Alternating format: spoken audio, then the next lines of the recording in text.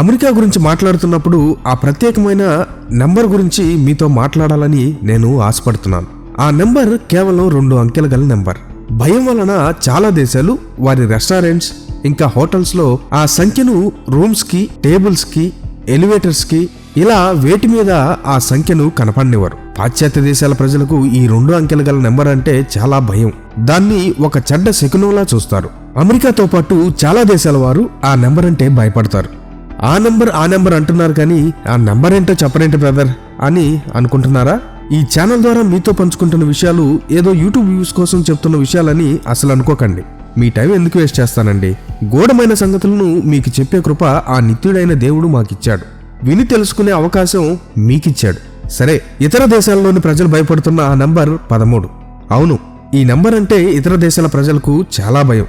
సంవత్సరంలో ఎప్పుడైనా శుక్రవారం 13వ తారీఖు గనకొస్తే ఆ రోజు వాళ్ళు ఎలాంటి పనులు పెట్టుకోరు. పెళ్లిళ్ళు చేసుకోరు, ఫంక్షన్స్ చేసుకోరు, ప్రయాణాలు కూడా ప్లాన్ చేసుకోరు. ఒక గండంలా ఆ రోజుని చూస్తారు.